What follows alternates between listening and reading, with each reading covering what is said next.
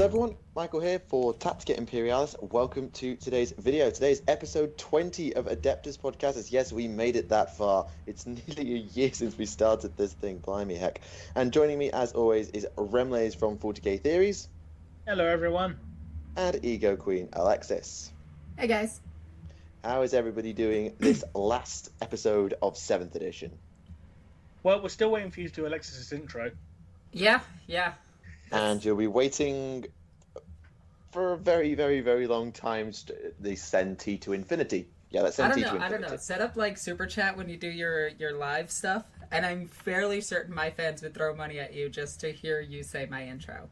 Yeah, but I don't do super chat or Patreon deliberately, so. What a jerk. I know. Anyway, I'm actually surprised that we made it 20 episodes without killing Michael. Yep. Yeah, I have no rebuttal to that. Nah, jokes aside, we all love each other. We're good friends. Yeah, we made it this far. Although we do need to stop talking to each other in text chat about ideas and theories that we have, because we always end up ruining ideas for the podcast. No, you know what we should do the second we start that is we should just make it a call and start recording it. That could work. Or at the very least, just note down what we were talking about and then go back through it again. Yep. I'm sure we can work something out, because we had a really, really, really interesting conversation yesterday as the date of recording. For the record, the date of recording is the 9th of June, just in case there's any news that comes out between now and release of this episode. Yeah, we had a really, really interesting conversation yesterday about where and when the Primarchs were from. And how tall they were. I like to imagine Rogaldorn as being German, just because he's very efficient with building the walls. So like reinforced war Einstein, good. Yes. I apologize to anyone with my offensive German accent. I apologize. I don't know how to rebuttal to that. There is no rebuttal to that, but it was a really interesting thing, and while I'm sure you all have your own thoughts that I just dropped my model, may want to put in the comments about where you think the Primarchs are from. Should we run through our little list just before we get into the news? Because we've got a little bit less. Before we say this, Sisters of Silence are 7'1". More or less. Just far as wanted to tell. say that. Well, at the very least, they're 6'9". Yeah, they're anywhere from that to 7'1", because there are some that stand some that stand taller than Marines in art. It's ridiculous. Multiple cases of art. Let's point it out. Oh yeah, it's like 6 or 7 pictures that we've found. And it's not like the older art, so you can't be like, oh, well, that's not canon. It's actually art that appeared in their codex. Yes, that brand new codex that they just got. And is no longer valid. Yeah. Well, that's why it was just like a meh release. Yeah, I mean, I feel a little bit sorry as well for like traitor legions people, because like as far as we can tell, like obviously you'll probably have seen the indices better than I have, but it looks like for the moment, at the very least, legion and chapter rules are kind of on the back burners. Is that right? Or like the full legion rules in there? Legion rules like for 30k? No, like for example, are there like just because 40k just got rules unique to the Night Lords, the Death Guard, the Thousand Sons, are there still like Legion tactics or chapter tactics in the indices? There is no chapter nor Legion tactics. Okay. Not yet, anyway. In the new books, there's a book coming out called Chapter Approved. I'm pretty sure, or their codexes, because you know how they said there's going to be no codexes? Well, they're all going to get codexes. Yeah, because there's apparently, I think it may have been you said this or someone I saw, there's a bunch of like keywords and rules that your units have that don't exist yet. Yep, like chapter tactics, ultramarine. What the hell do those do? Yeah, so they have to put them somewhere, and whether that's in chapter approved as a universal special rule or within a codex, they've got to appear somewhere. Oh, yeah. And I need you guys to remind me this. My rant is about the Primaris Marines fitting into a Space Marine army. Okay. Remind Alexis to rant about bullshit. Okay. Yep. Okay, that's easy enough. So, news. Just before we do, I think I just wanted to run this whole Primarch thing because it's such a fun debate yesterday. I think it'd be a disservice not to share it with the people because it's something I wish we had shared. Oh, okay. It was fun, in fairness. Yeah, so we were debating like sort of the thematic origins, and then it got to geography of where and when in history the Primarchs were based on, starting with, well, number one, the Lion. Because we sort of very quickly actually, came to the conclusion that it was based on medieval England, the Crusades. Seriously, the references are just staring you in the face. Indeed. And then we worked through a few, and we got to Guilliman, because, well, it's Rome. Romans! Yeah, it's space Romans.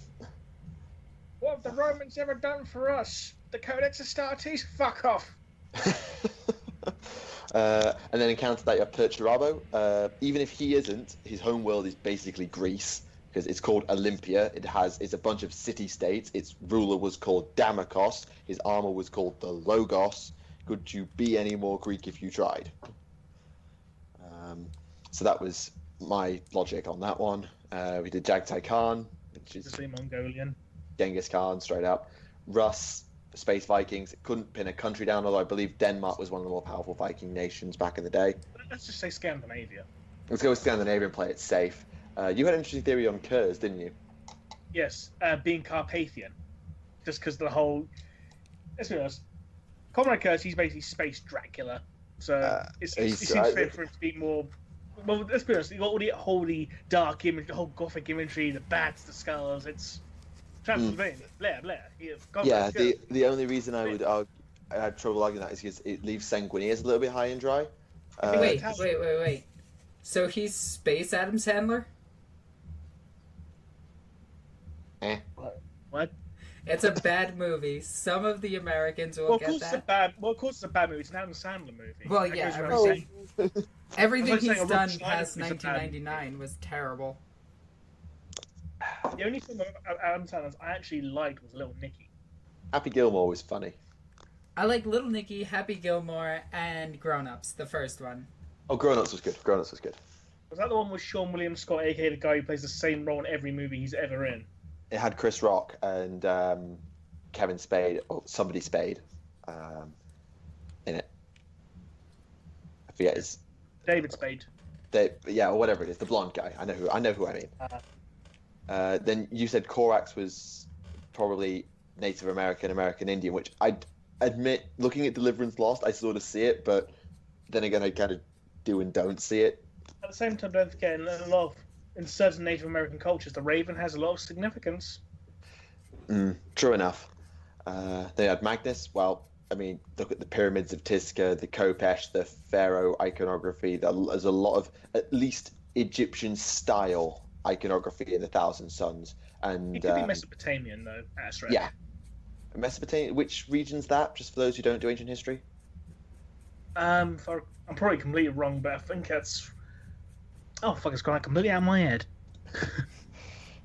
Then we had a big argument over who was the Russian, because you thought it was Angron, and I thought it was Mortarian. I think I went with. No, I had Manus in my head as being Eastern European or potentially Mortarian. I had no evidence for it, but there were. I don't know why. I hate all these cards. Houses. Anyway, sorry about that.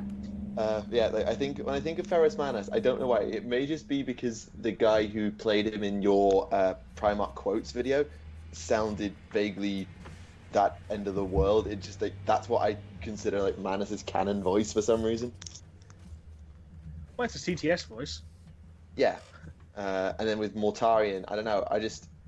It's something made me think Russia, and I cannot. Maybe it was because Chernobyl. I don't know. I don't know. Something.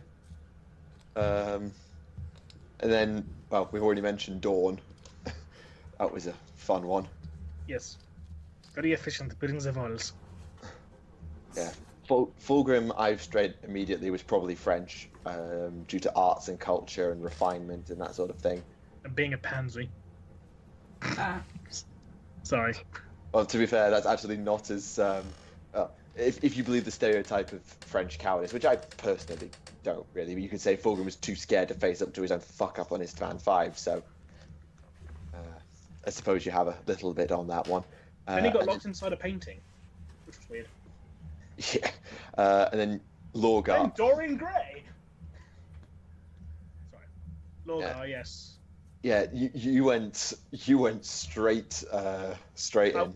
I went American with Lorgar, the American South being like a preacher, like I seen the word of the Emperor. Oh my god. I am Lorgar.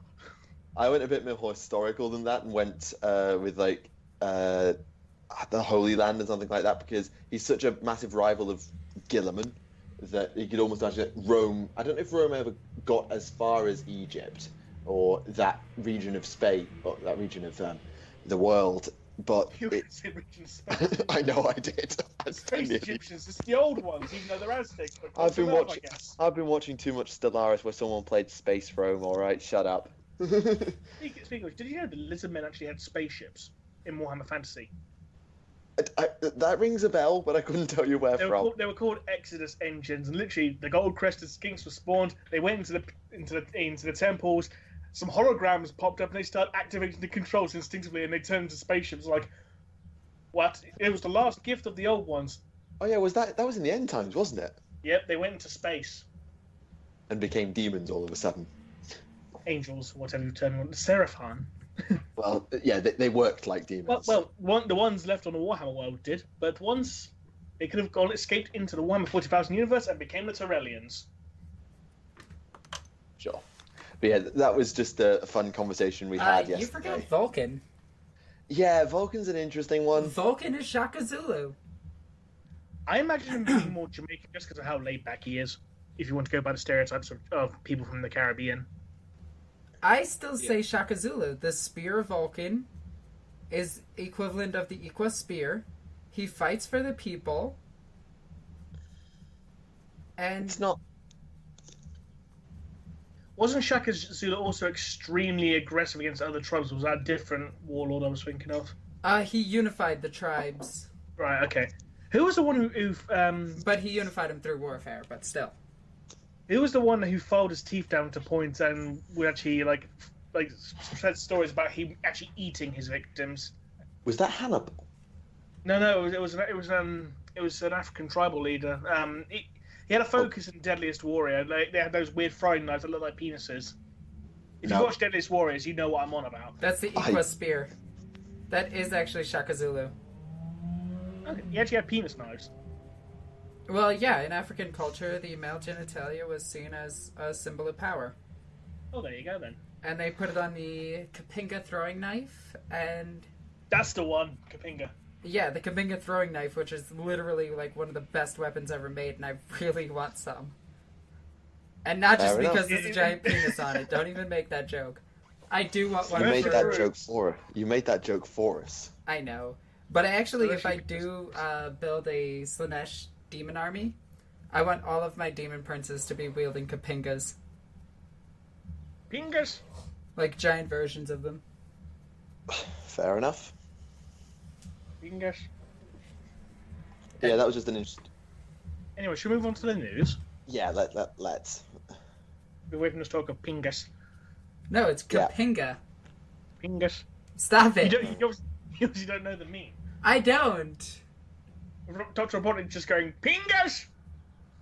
Sounds like he's screaming penis. But it's actually a quote from saying snooping as usual. But someone just went, Pingas. I'm so confused, Michael. I have no idea either. Moo. Anyway. Yeah, let's do the news. We have the Resin Thunderhawk. The new Thunderhawk is available. I don't know if it's on pre-order or full release quite yet, but it's available. Yes, and it actually looks quite nice as well. For 450 quid, it bloody well better. Well, have you seen the version that comes with the landing pad? No. You can get the with the landing pad, it's £530. So a Sky Shield... Is that a Sky Shield? No, it's the Thunderhawk with the landing pad piece of scenery. That is the Sky Shield, isn't it? This Or thing. is there a different landing pad? It's just called the landing pad. Oh, is that? That's unique. Okay, I thought you meant the Sky Shield landing pad. Oh no, that thing is awesome. Oh, that's a 2x2 piece of terrain. Okay, that's pretty badass. I didn't know that existed. But that's a $700 model in like the US. Yeah. I still like the old metal Thunderhawk. You mean the one that pretty much broke any table you put it on? The one that was $650. You mean like this one? Yeah, but this one was metal, not resin. Oh my god. It was only available from mail order though, and it was only like 250 worldwide. I kind of want one. Be prepared to pay out your ass for one. Ah well, them's the breaks. In other news, we got some lore spoilers that really need talking about. Yeah, Gilliman fucking hates the Primaris Marines. How ironic that the Emperor should hate his own creations. I know, right? This is Like literally Father, like Master of son. Mankind at just playing out. Yeah, and I mean, there's actually reference to that Gilliman knows that the Emperor treated the Primarchs like that. Didn't they like slightly spoil his conversation with the Emperor? Not actually what was said, but some hints as to what was learned. Basically, like, son, I am disappointed. Oh, but come on, Dad. You are disappointed creating. Me no like. I go back sleep. You know, The I Emperor's would say that's stupid, but that's pretty accurate. Didn't they also say that the Emperor's completely gone insane at this point? No, all of that is humanity is all but gone. Oh, So right. he's pretty much just like, I am the Emperor. Fuck off. I do what I want. I feel so bad for him in a way. Why are there so many fucking motorcycles outside my house? You need to deal with that cult speed right now. Tell Wazdaka to fuck off. It's very annoying. I hate it. I'm so sorry. Ah, well. But yeah, that's very Oh intriguing. yeah, we also found out that the new crusade has been going on for 100+ years already. So flash forward 100 years. And we got a date for Gilliman's death. Oh yeah, Yes. yeah, from the heresy. Yeah, didn't we say that the start of the book takes place on Gilliman's death, and it sort of gets this many years after the Horus Heresy, so we can date it now. Exactly, yeah. The actual fight between Fulgrim and Gilliman in detail. Hooray! I can't wait to Hey read it. brother, high five, stab. Look how colourful your Legion is now. Ooh. That's pretty much what Fulgrim said when he saw that the Legions have been split into chapters. I'm not even joking. That's pretty much what he said. So look how colourful they are now, Gilliman. Those are actually his direct words. We also got some confirmation about the origin of the Primaris, and some interesting thought on the Primaris. I'll do the Primaris first. No traitor gene seed, for no good reason. But didn't Belisarius also want to use the missing Primarch gene seed though? And Gilliman was like, I don't want to use it. And I was like, I'm gonna fucking do it. Well, You know, Gilliman I am. said not to. Yeah, but is that gonna stop Cole, really? He's already a techno heretic for even inventing brand new technology. Well, not only that, he used Xenos' help multiple times. Yes, but I think the Imperium will look the other way in regards to the Elder, because, well, it did bring the... No, the it wasn't the back to Eldar, life. it was the Necrons. Oh, in that Pylon. case, that's... The Oh, Pylon. yes, of course. In which case, that's very bad. Yep. And also, Cole wants to be the new Fabricator General of Mars, and the current Fabricator General's like, you can fuck right off, mate. I like my job here. But to be fair, the High Lords of Terror are basically pointless now that Gilliman's back anyway. He's Lord Commander. He's over. Like, the guy who runs the Astra Militarum and the guy who runs the Imperial Navy are pretty much pointless. Well, yeah, that's why Well, he, fired all of them. Well, it's not necessarily pointless. You're still going to need divisions of labor and people to to delegate roles to, because Gilliman can't do everything. Because let's be honest, the Imperium Watch him is like fucking how try. many? The Imperium's how many light years across? Watch him fucking try. Well, that was the problem with the Emperor. Spread too thin. Yep. Well, Yeah, but that's why he had Malkador to basically help him. He had an assistant. Malcador was the Sigillite of Terror. He was the regent of Terror. Whenever the Emperor wasn't around, Malcador was in charge. Yep, that's true enough.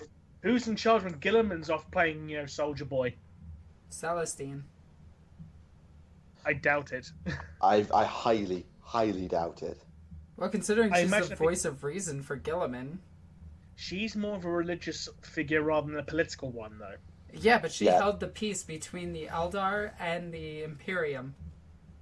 Yes, but just because that's like saying, yes, just because a man is a peacemaker, does that make him a politician that can actually organize and run an empire? If American politics has taught me anything, it's that any retard can call themselves a politician. Doesn't mean they're good at it. And they still have a vice president as well, in regards to presidents. Presidents have vice presidents. Even worse. The fact of the matter is, Guilliman needs his quote-unquote vice president. It isn't going to be Celestine. If anything, he's probably going to keep some of the High Lords of Terror, the least useless ones. Like, you're actually all right at your job. You actually know what's going on with the Imperial Guard. So, you know what? I'm going to keep you there. You're going to run the military there. You're going to do this. You're going to sort out the finances. And you get in the kitchen and make me a fucking sandwich. I'm starving.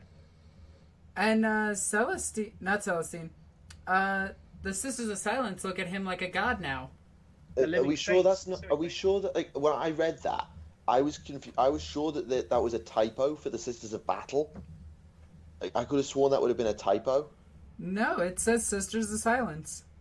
Well, the ebook version's out now, apparently, so people can read that version and they can correct us in the comments. But as far as the spoilers say, it's Sisters of Silence. I never had the Sisters of Silence down as the Zealot. Well, Zealous, yes, but believing in living saint.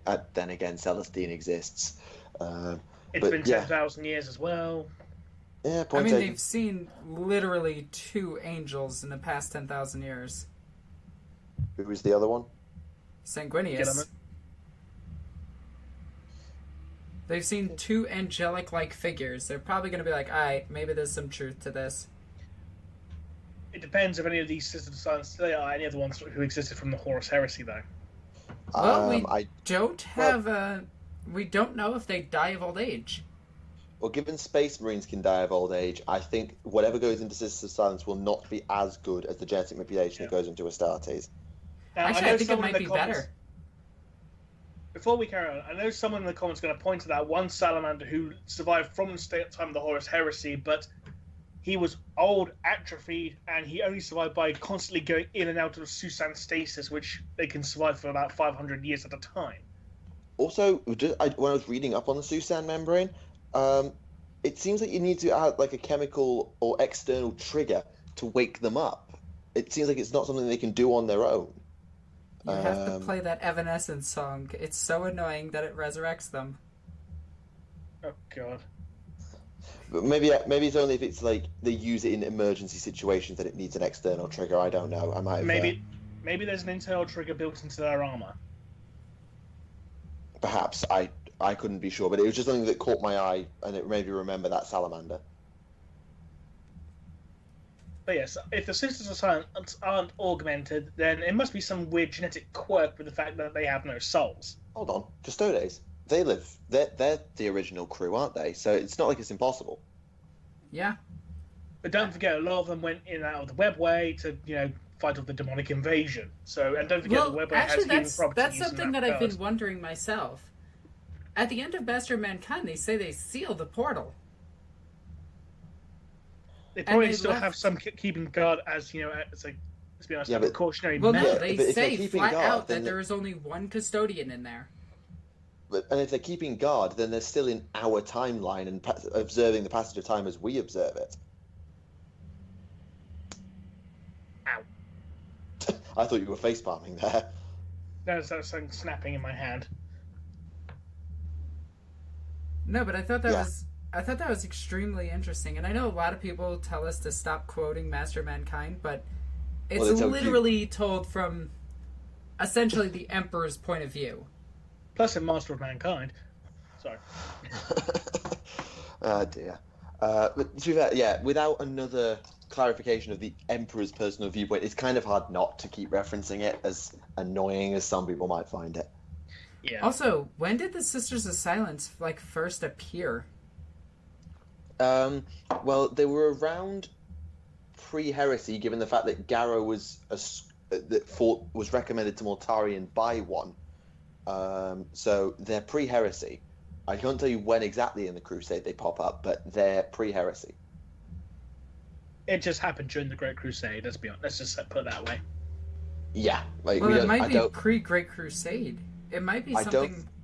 No, there's no record of them in the Unification Wars.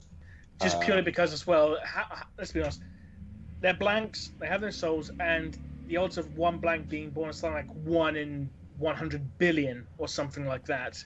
That's why you use the black ships to try and round them up in the first place. Yeah, the odds are astronomically small. They are rare.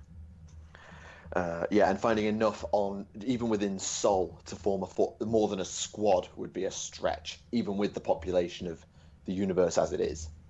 Well, I mean, each planet has 1 billion people on it. It's not that unlikely.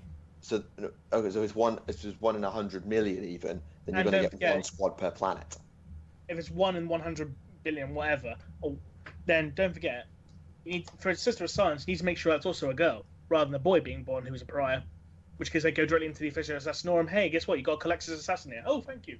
Yep, because that slashes the odds by 2. Then you have to make sure that they can actually survive the genetic manipulation. They're of age to survive it, because they could be found at a very old age and then basically not be able to receive what they need to become a Sister of Silence. And you need to ensure that their mental state. Freaking what is it? The Dark Angels recruit old men.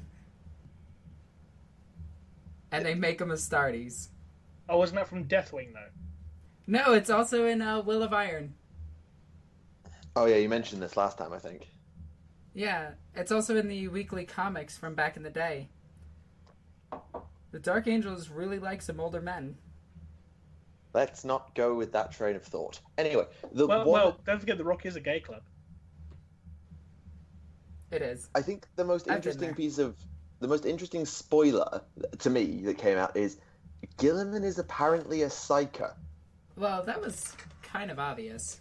Yeah, but what's interesting is that we've always wondered whether all the Primarchs were psychic. We saw indication with Magnus Sanguinius, to an extent Corax, and Lorgar and Mortarion later, that they had the potential to be psychic. Yeah, but we didn't see it with everybody.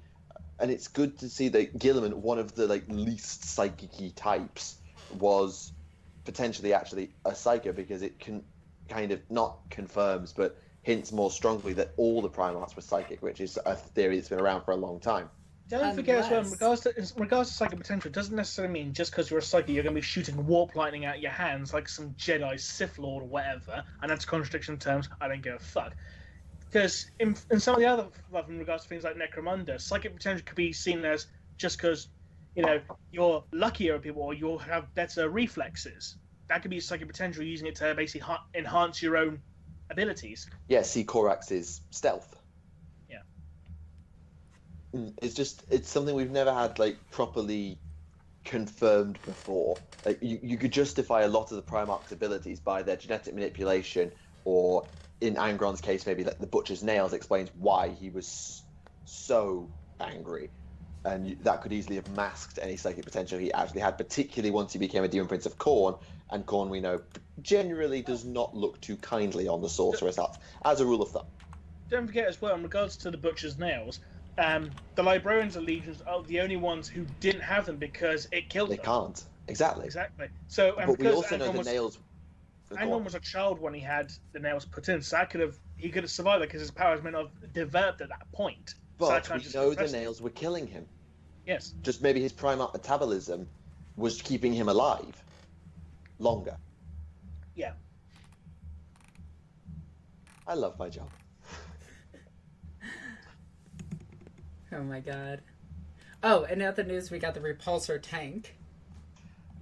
And there's rumors about 2 more tanks on the horizon for Primaris Marines. The Repulsor, the Disguster, and... No, I'm joking. I'm not... I love the Repulsor tank. It looks like a sled. I'm still not sold. I can accept it as a design. It's not bad, but it's certainly not my favorite design in the world. I just find it weird that the amount of people who are saying, like, oh, it goes against the flow to have grav tanks. There's no grav tanks for Imperium. Have you not seen all the shit the Custodies have? They've got actually, all you have to do is look at a Hive world. All of their utility vehicles are grav vehicles. Yeah. Even in the Eisenhorn series, they have grav cars. Yep. And yes, grav is rare and hard to make, but it can still be mass-produced. If you give them enough resources, yeah. That's probably the only reason they didn't make it in the first place. Like, look, this shit's expensive. Can we just make, tank treads? All right, I suppose. Not only that, the grav tank has little... and I love saying this, because it's Primaris Marines. They have little to no purpose in this Space Marine style of warfare, which is, I'm going to fly down or drop down with pods or Thunderhawks, drop my vehicles off, do my job, and leave. The grav tank would have to be set down and... I don't know, it's not as fast as other vehicles, and it's not as efficient as other vehicles. It's a siege tank. Well, I mean, the Blood Angels are capable of dropping in Land Raiders from low orbit.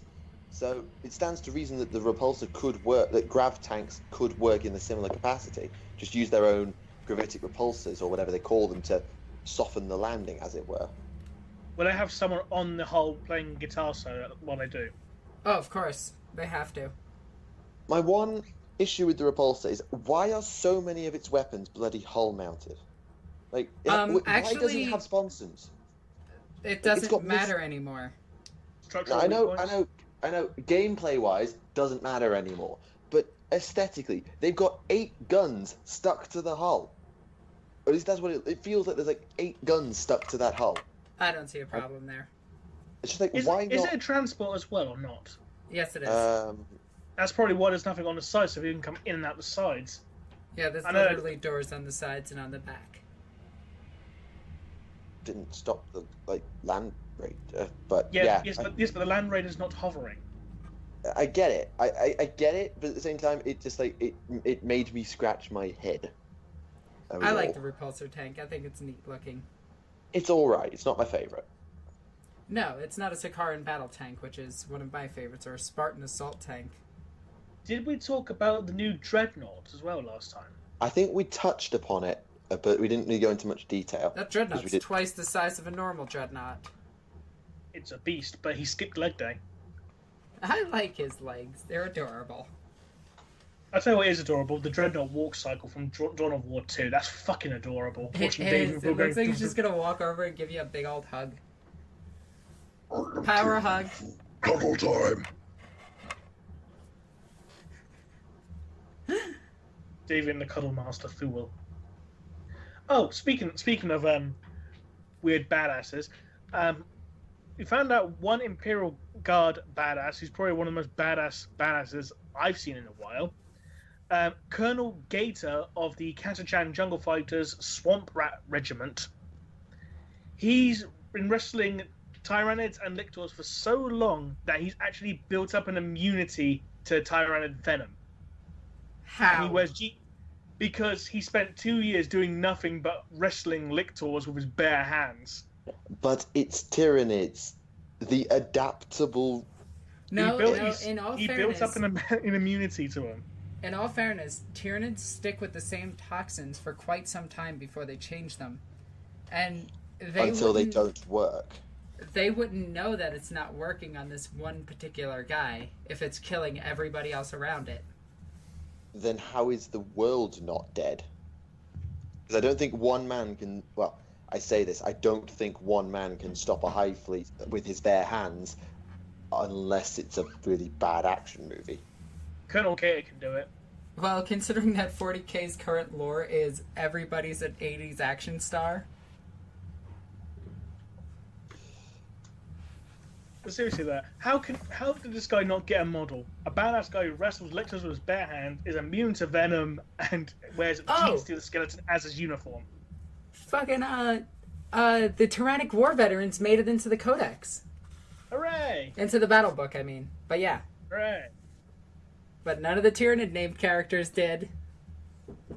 Except for that they had named characters to begin with, considering they're meant to be just an amorphous swarm. Well, they would use terror tactics. Like, I understand having like a master program in the Swarm Lord, and One Eye was never reclaimed, so that's why he's got a name. Well, no, Old One Eye has been reclaimed by a Hive fleet. Oh, I thought he was like still like smashing around Ultramar on his own and just. No, he flies around with several different Hive fleets. He's just. Does he just picture us like, excuse me, going by, can you give me a lift? Well, yes, but the way the Tyranids use him is as a shock unit, like a fear tactic. And he's the only Carnifex that looks different from all the others. Actually, he's just like a normal Carnifex now. I saw walking crab design. Yeah, 6th edition, they changed him back to just a normal Hive Tyrant with half his face missing. Hive Tyrant? Carnifex, my bad. God damn it, Alexis. What, I have squishy on my brain. Because I had a Swarm Lord kill a Night Titan the turn it came in. I get the feeling, I don't want to use the words Hero Hammer because I don't think it's going to be quite that bad. No, it's not Hero Hammer. But from my experience playing 8th edition, I've only had a very, very limited experience. And from what I've seen, holy Christ, if you go first with a character in a challenge situation, if your characters are pretty evenly matched, whoever swings first wins. Well, that's why you use your command points to go first. It's going to be a case of, I feel like if a big named character gets a charge off, then they'll kill everything they touch. But if they get charged, I think it's going to be a case of everything's a bit of a glass cannon. Like, everything's going to hit stupidly hard, particularly that the characters are going to hit really hard. But they're going to be pretty easy to take down in return because everything else hits really hard. Yep. Also, that fetid bloat drone is a beast. Is there any difference between a bloat drone and a blight drone, or is it just different names? It's pretty much just different names. I got some little tidbits from Games Workshop when I went on Saturday to play. A little bit of lore stuff. So, Angron's on Armageddon. The World Eaters have reunited. Mm-hmm. That's a terrifying thought. And it's terrifying enough that the Orcs and Imperium have put their differences aside to stop them. Does that mean Gazgol's going back to Armageddon going, hey lads, we've got a good fight here, way? I don't know. No idea. I just imagine like Gazgol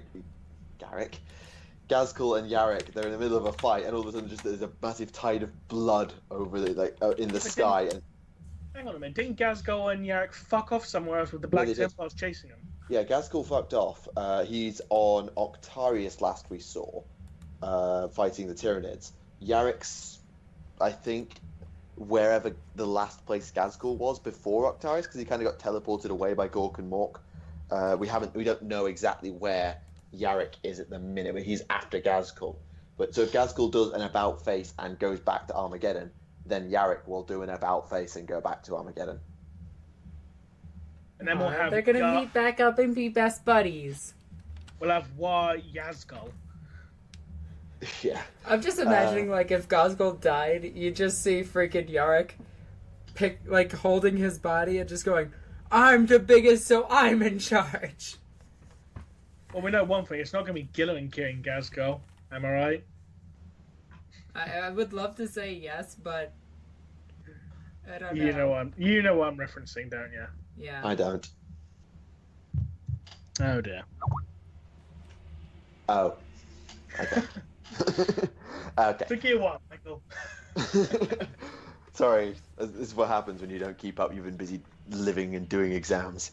But anyway, the other piece of information is there was an entire week where the Astronomicon went off. Yep.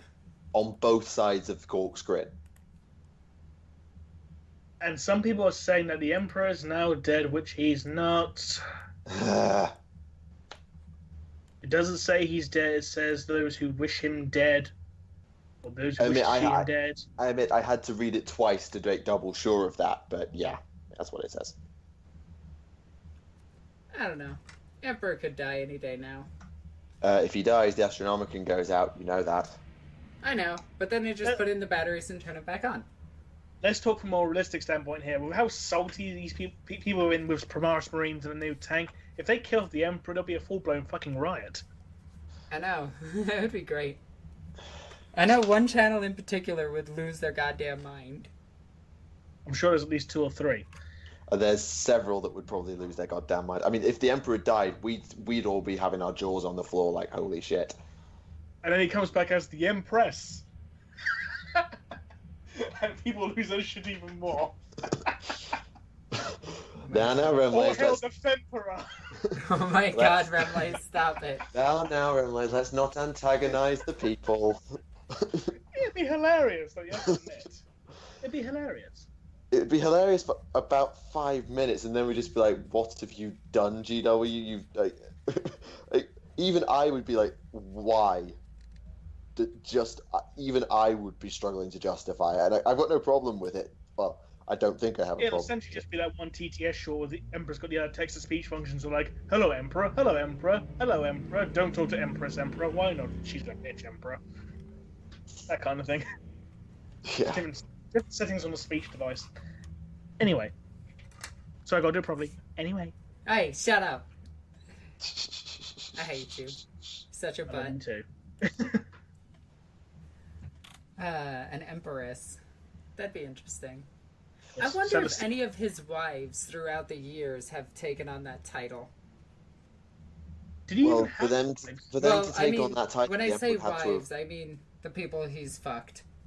Well, the thing is, for that to be the case, them to take that title, quote unquote, officially, then an empress, at least in history, would have needed an emperor, so that he'd have had to reveal himself. Well, he could just be an emperor of a point in time in history, and then just get bored and fuck off. Yeah. I just imagine in regards to the Emperor and his relationships, it'd be like, you know, that opening, the first third of Hancock, that movie, that Will Smith superhero movie. I you know, love that Will Smith superhero movie. Where he's having sex with that girl, and then he pushes the girl off, and he basically, you know, he finishes off and blasts a hole in his ceiling. I imagine it being like that with the Emperor. So. Oh my god. That would be gold. ridiculous. It'd be with more gold, though. And that is a mental image I will never undo.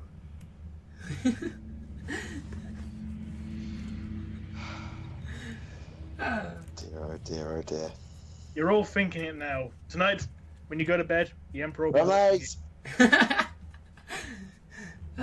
It's not me this week. It's not me this week.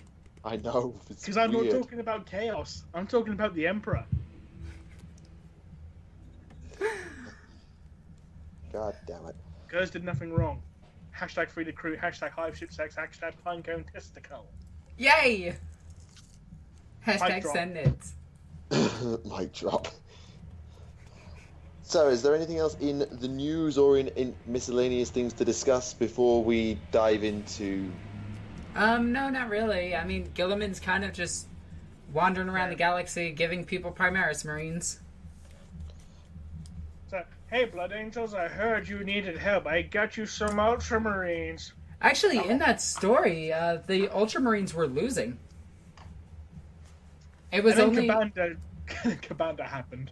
Well, no, it was only after the rip opened that the Hive Fleet was thrown into disarray, and then Cabanda came out and murdered everything.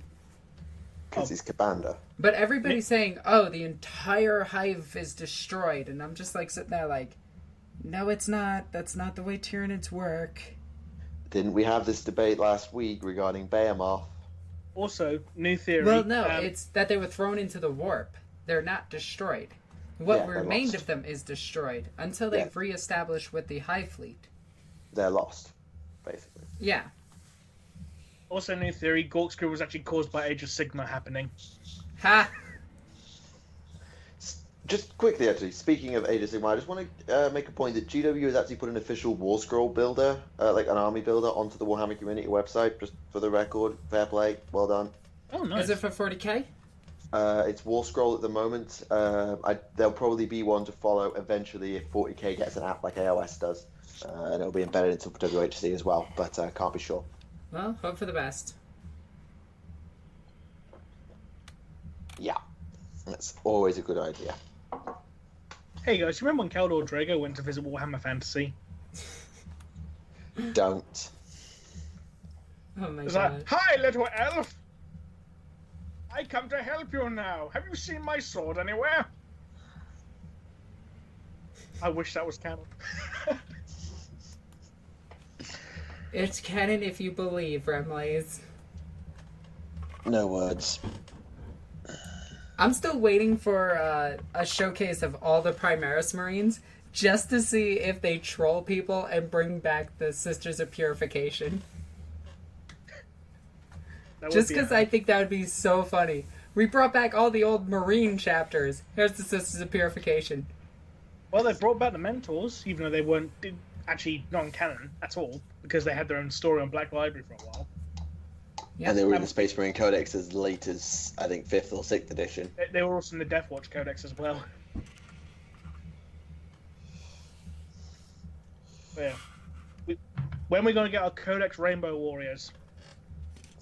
Screw that. Codex Crew. The only effective way of playing Tau. Codex Vespid Rebels. Rebel Grots. I would love a Rebel Grot Codex. Actually, that might be in the Forge World ones.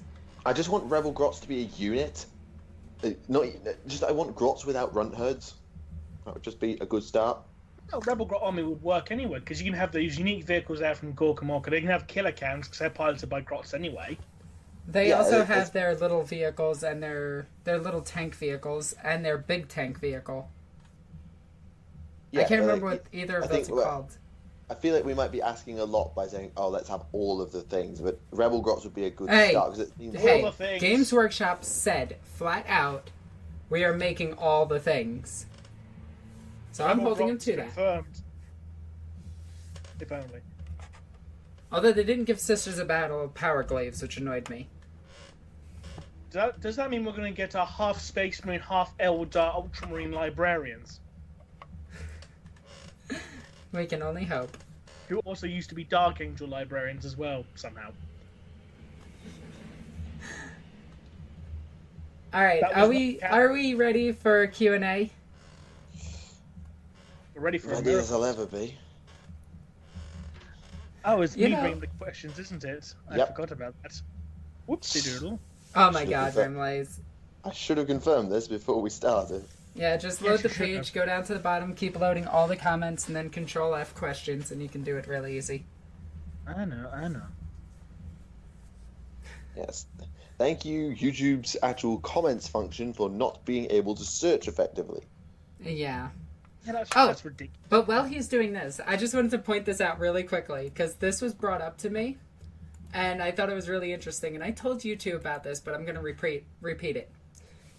Felgrim's chapter, The Emperor's Children. Sorry, what's his name again? Felgrim? It's a U, not an E. I wouldn't have mentioned it. Fulgrim. I'm so used to the actual, Felgrim from other games. Yeah, because you spelled it with an E in the chat yesterday. I didn't think of it at the time, but it's like, it's a... Well, because there's two demons, one named Fulgrim and one named Felgrim. Dumb things. Another named Bob. But anyway, I have questions ready. Oh, well, let me get into this just really quickly. The Emperor's Children were beautiful and everything like that. It might be because they took in too much hormones when they were doing the replacements for the gene seed augmentation. You might have a legion of traps. Okay, go on. Okay. I feel a need to say who this question's from, because it'll make more sense. Mortarian asks, why does Alexis hate me? Fuck you, Mortarian. Okay, next question. If it makes you feel better, Mortarian, I hate Magnus a lot more than you. You were just a jerk. With daddy issues. Since the new galactic map has the Calixtus sector marks on it, north of the Eye of Terror, does that mean the things from the RPGs are proper canon now? Would that include High Fleet Dagon and the Achilles Crusade? And will we possibly get a Dagon Overlord model? I think hoping for a model is a stretch. Well, no, it's not really a stretch. A named Hive Tyrant with unique war gear is pretty possible. Plus the new weapon. It's a Xenos named character. Asking for it to get a model is a fucking stretch. Well, here's the thing. The Dark Eldar. There's a new upgrade in the Tyranid Codex that's actually the upgrade that guy wields. Well, if it's an upgrade, then he's not going to be able to, then unless you can homebrew him, sure, but if his weapon is an upgrade, then it's not really going to be able to make him unique anymore, is it? So he's probably not going to get a model. No, he'll probably have unique rules. Similar to how the different Hive fleets are going to have different rules. Maybe. Rule nothing in, rule nothing out. Question for Michael. Uh-oh. Since you are such a fan of the god in question, are there any orcs that worship Slaanesh? Ha. There are freebooter captains who can be tempted to the worship of chaos, so I won't rule it out. I don't think there's any named canonically, but I'm not going to rule it out. When will Remleiz and the Alpha Legion make a barbershop quartet version of Stompy Stompy Space Marines? When Alpha accept that Malice is canon? Oh my god. So, never? Shots fired. Okay. Who is the best Chaos God and why is it Malal? It's Slaanesh. It's Zinch. Slaanesh. Question for Michael. What would you do if you found out that Korax was hiding in your attic the whole time? I'd be very surprised because I don't have an attic. But, that's even more terrifying. That's a point. Actually, yeah, that would be even more terrifying. Question for Alexis. Ooh. The problem with female Space Marines is this. Yes, you can make a transplant of male parts, and yes, you can give them male hormones. But the question is, why would you? Why would you go to the trouble when you can use men and skip the first two steps? Actually, men go through that process as well to become Astartes. Like, literally, they take children and give them hormones of both genders to implant the gene seeds into them.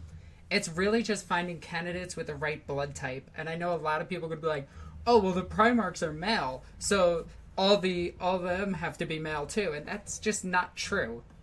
Biology doesn't work that way. But anyway, they could find a planet of Amazons that are actually superior to Space Marines. In fact, look at the Sisters of Silence, who stand equal level, and stated by Malkador, they are the equivalent of Space Marines. Okay, question. If you could all have a fan fiction about yourselves, what would you guys like? I have several. Most of them involving Magnus. God damn it, Remleiz. Although none of them involving Michael. That's a good thing. Oh, you sound disappointed too. Hang on, Alexis, are you genuinely asking the people that you want Alexis x Michael fanfiction? No. Like, it'd be Alexis blank somebody else. But Michael is never, like, involved in anything. Like, I feel like Michael actually needs fanfic. I'm good. Like, Michael x Ashova. Well, some people have been putting here as Michael x Lilith. Yo, you stay away from Lilith. Lilith is the one Eldar that I like. That was seriously just a comment on us. That was literally just me making a comment on the stream about some of my favourite models, and Lilith got mentioned in passing. You stay away from Lilith. To be honest, I wouldn't actually play Dark Eldar unless Malice got rules in the model, because I find her lore far more interesting, so you don't need to worry. Okay, Lilith, question. Waifu. We all know the best waifu is Lotara Saren. Moving on. Caldor Drago versus Cato Sicarius, both at the top of their abilities, gear, shenanigans, plot armor, warp DOS, and on neutral ground. Who would win? Marinus Calgar. Caldor Drago or Cato Sicarius.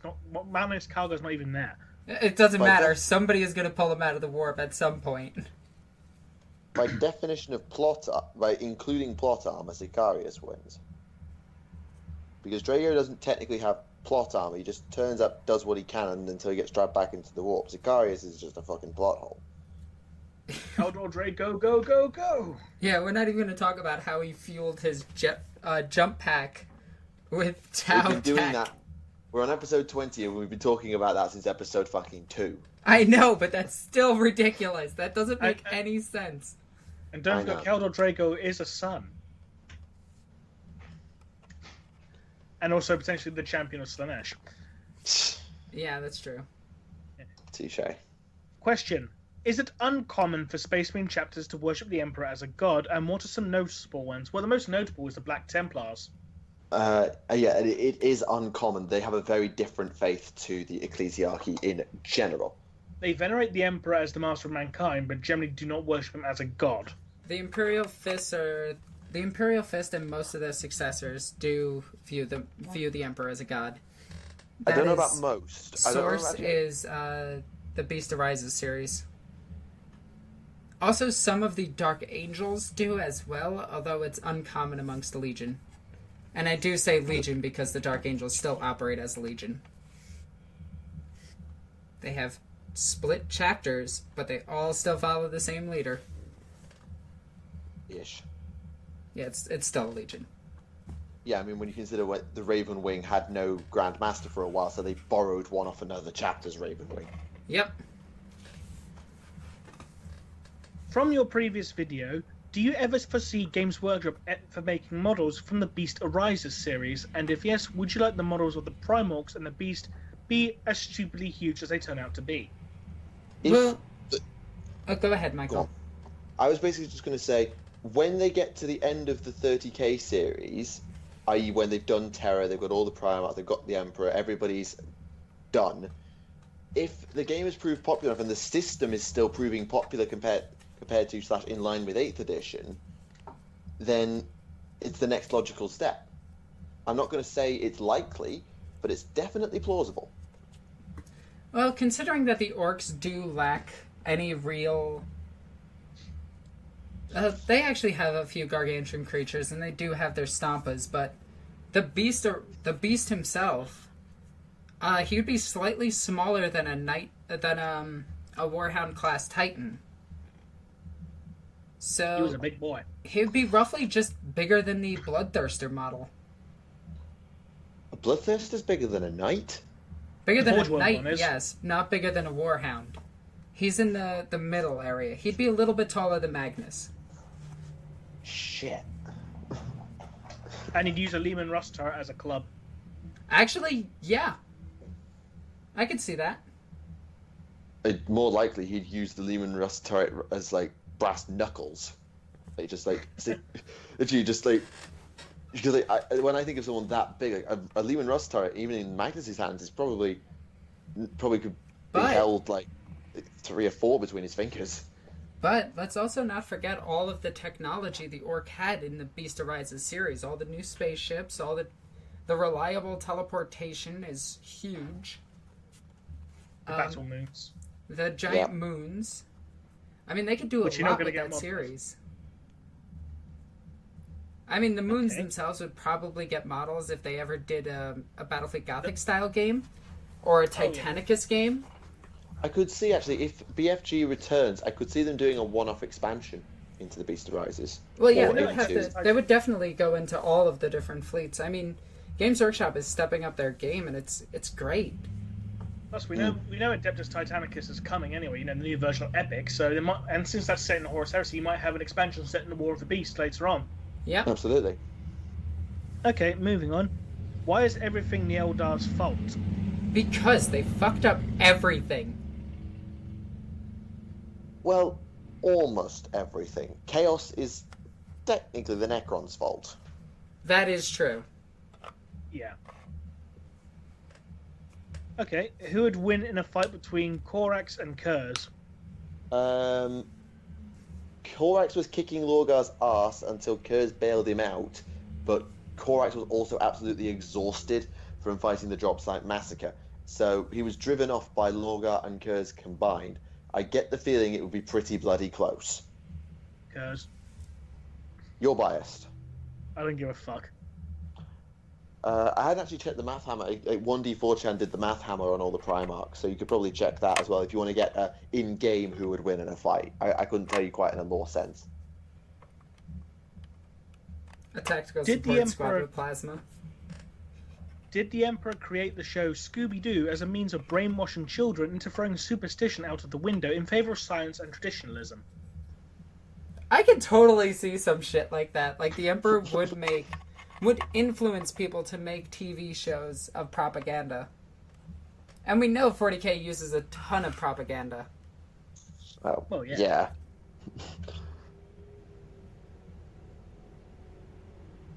Okay, can we talk about how cute the noise the Nexus made when they were talking about Cyberdongs was? Can you guys know? Skip. What's your take on the theory that Traz in the Infinite having a Primarch in his collection? No? Unlikely. Well, it was rumored that he had Vulcan in his collection, and that was also backed up by the fact he had an obsession with Salamander's artifacts as well. But it seems more likely it's one of those Death Watch Marines, because there was a very large one he captured as well, which could be the giant and Baroque power armor. It almost certainly can't be the lost Primarchs, because Russ killed them. And the only other one that we've ever had any whisper of was Vulcan himself, and as we say, we've got some potential evidence to counter that. Yeah. Watch it be a Primaris Marine. Oh, that's a Stormcast Eternal. Yes. Why hasn't Typhus become a demon prince yet? Because he's more useful in the mortal realm, I assume. Because basically, the problem is when you ascend a human to a demon, you notice this with the Primarchs particularly, they became very invested in what was going on in the material, in the warp, in the Great Game. It was far more interesting. So Typhus being human and wanting to be involved in fucking shit up for the Imperium, which is basically the entire reason of his existence, it's more useful to Nurgle to have him on the ground as a human doing that than it is to make him a demon and potentially make it harder to get him into the material realm around to fuck shit up. I think. Sounds fair enough. Okay, question for Alexis. Ooh. Which loyalist character do you think is most likely to next fall to Chaos, and why? And following that up, which loyalist character do you most want to fall to Chaos, and how? Most fall to Chaos, like the one I really want to fall to Chaos, I really hope that the Silver Knight story did include Drago. I think that would be really, really, really interesting. Most likely to fall to Chaos. And current lore? It's got to be a Dark Angel, hasn't it? No. Dark Angels are fiercely loyal. Yes, I know the jokes, but they are fiercely loyal in all of their fluff. You guys are dumb. I would actually say, like... Funny when you saw the Fallen fighting alongside Gilman, though, isn't it? Yes, but in their entries it says that they're all Chaos. That's because Gilman's Chaos. Anyway. I'm not sure who I'd want to. I'd have to think about that one. Okay. Question from Michael. Uh-oh. Are there any examples whereby the Tau have integrated non-Tau technologies into their Best own? Is there any... And also, is there any evidence that the Tau are aware of the Eldar webway? And if so, are there any efforts amongst the Tau Empire to recreate or hijack webway technology for their own use? Evidence of... Well, to be honest, there's actually, as far as I can tell, I've never seen canonical evidence of the Eldar craft worlds interacting with the Tau Empire. Like, the Dark Eldar, we all know, have been involved, and the Harlequins have attacked a Tau force that found a dead craft world. But as far as we're aware, no Exodite world or craft world has been in contact with the main empire or the Enclaves. So they're the most likely to reveal, by hook or by crook, the webway's existence, because the Dark Eldar are far too careful, and the Harlequins are far too devious. So I don't think, until we get evidence that the Empire has met a craft world, that the Tau can know, and thus can work to exploit it. I'm just imagining, like, the Ultramar Segmentum when the Eldar got there. The fuck are those blue people? Like, is that why you paint your armor blue? Because there's blue people? More likely, if you believe their origin story came from the old ones, like, I guess that finally paid off then. Or if you believe the whole thing about them being Necrotier, the Eldar might just destroy them. Not true. Just takes off his helmet. Holy shit! Maldanan! Anyway. Okay. Question for me. Of all the theories you have researched and posted, is there one or several in your mind that you most want an answer to with a direct, complete, and unambiguous answer straight from GW itself? Oh yes, there's loads I want answered, to be brutally honest with you. Top three? I think, one of them would definitely be in regards to the fate of the Lost Primarchs. That's never going to happen, but okay. I know it's never going to happen, but it's something I would want. I personally want answered, even though some people may not. The Silver Knight of Slaanesh. I would like that one answered as well. And also, unambiguously, just confirm the Blood Ravens of Thousand Suns successors. Yes! That's the one I want. Still telling you, they're Death Guard. And one more. What the fuck happened to the Warp Spider Phoenix Lord? Fair enough. Okay. Question for everyone. What is the most impactful thing the average and mundane Imperial citizen can do to affect the Immaterium? Worship a Chaos God. No, because that still might not get the attention of a Chaos God. You would have to do it in mass. Maybe not get its attention. But you're talking about the average citizen. The average citizen, realistically, their emotion is a drop in the ocean. An average citizen can probably just start a Slaaneshi cult. Yeah, but then they stop being average.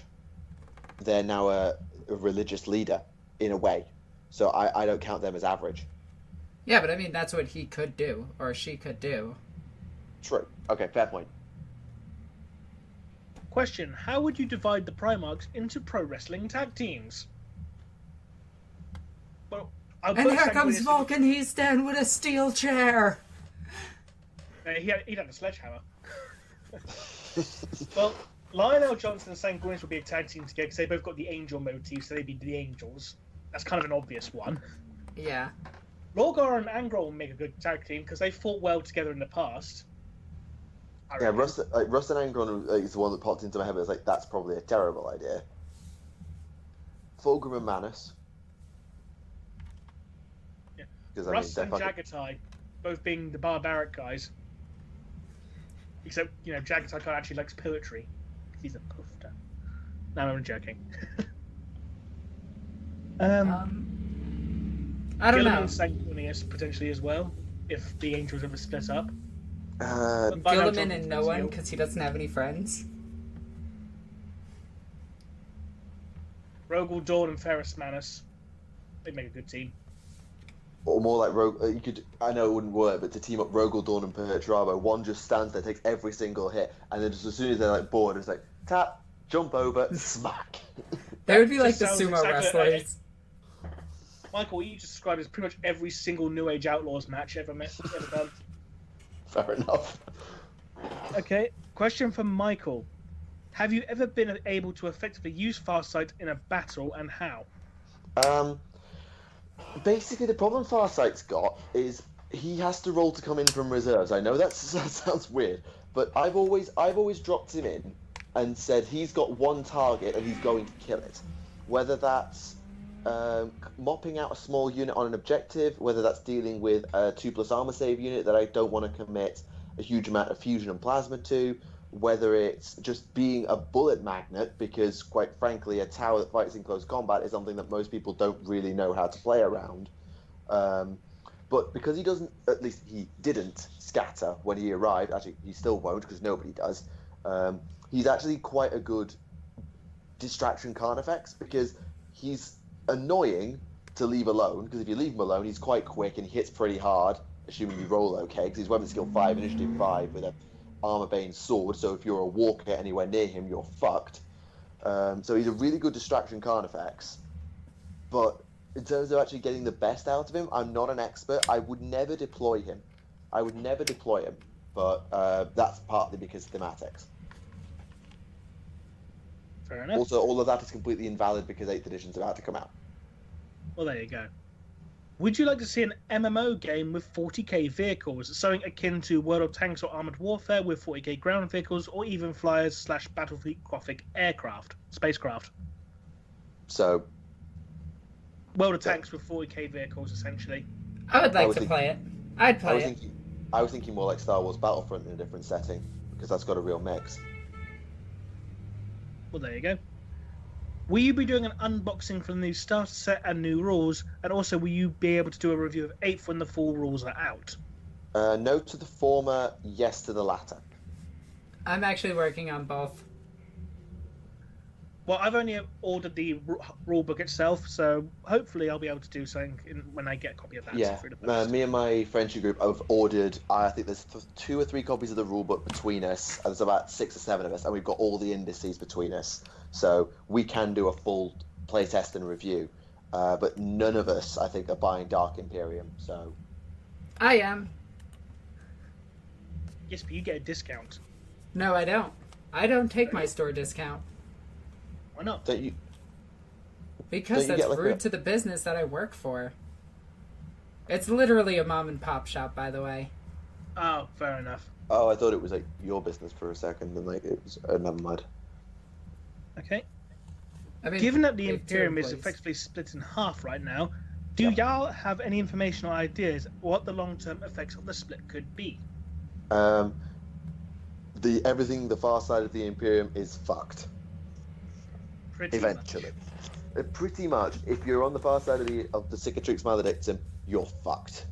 If you're a Blood Angel, you're fucked. I mean, basically, the way it was described to me is everything on the far side of Cicatrix Maledictum is the Age of Strife dialed up to 1,000,000. It's I don't know. bad. I'm thinking a reunification war is in order, and the Imperium will be just fine.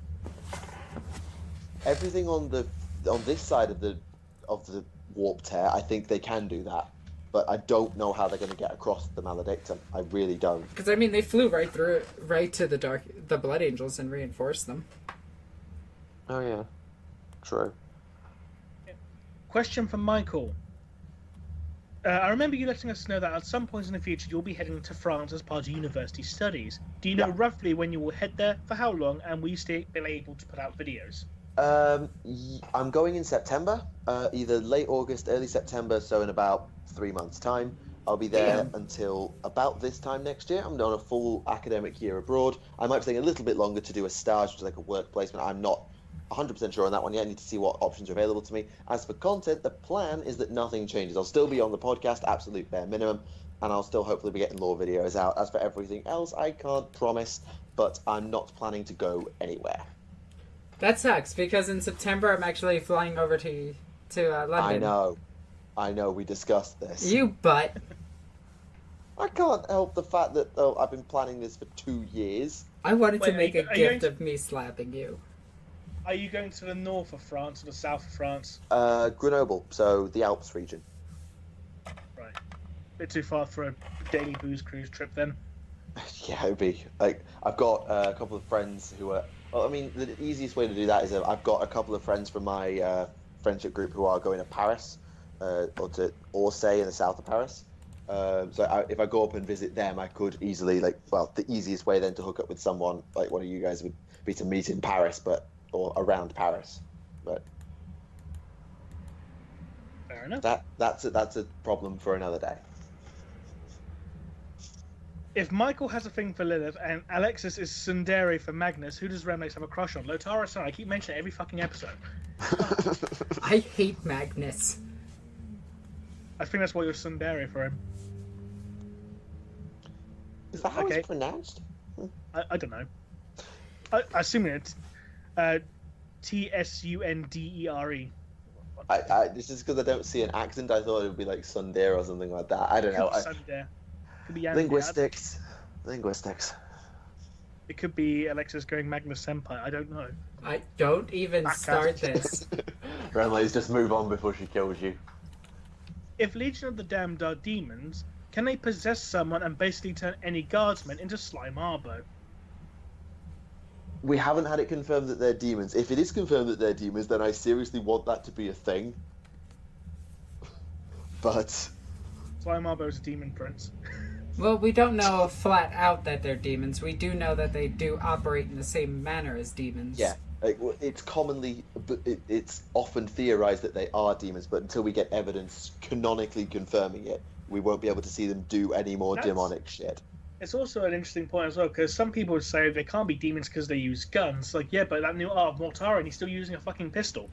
Actually, old demon princes could use guns. There you go. So demons can use guns. They just don't. No. Okay, question to Alexis. Yay! Will you do Michael's intro? Hey, Michael, what's your intro? You heard it an hour ago. Hello everyone, Michael here for Tactica Imperialis. Welcome to today's video. Okay. Hey everyone, Alexis here from Tactica Imperialis, and welcome to today's video. Today, I'm going to be telling you about random bullshit and Tau nonsense. A blah blah blah, Tower amazing.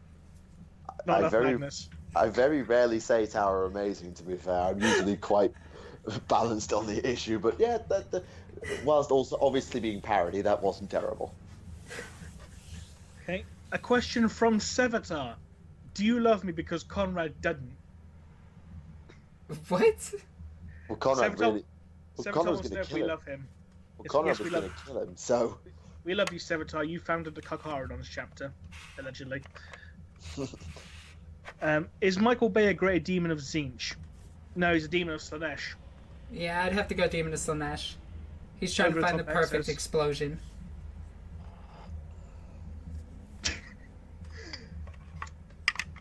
Would Alexis rather be with Aramin Senpai or Triple X Magnus? Next. Just stop with the antagonizing, please. Because you do realize as soon as it goes back to her on the question, she's going to ruin your day. So we're skipping that one, yeah? Yep. Okay. If the Oh, Emperor but I was did to- actually have a question about Armin.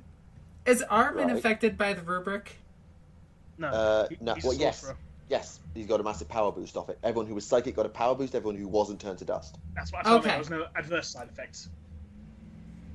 Okay, if the Emperor were to survive the Horus heresy, either it didn't have and enact his policy of atheism to eradicate the Chaos Gods, what do you think would happen to humanity and the galaxy at large and the warp? That assumes the Chaos Gods can even die. It would be a very boring story. I mean, Okay. Yeah. Can a Sister of Battle join the Death Watch? No, because No. it's a Space Marine chapter. Yeah, it what does happens have to to the actually Grey be a Knight- Space Marine to join. I was thinking Black Shields, and then I was like, no, they have to be Marines. What happened to the Exorcist chapter? They're still around. Last major thing they did was the Badab War, though, I think. Yeah, they were involved with Badab. I haven't seen any record of them since, apart from that one guy in the Death Watch book. Must not be the Death canon Watch now. novel. Sorry, the Death Watch novel, not the Death Watch Codex. They weren't mentioned in 4 minutes? They're not canon.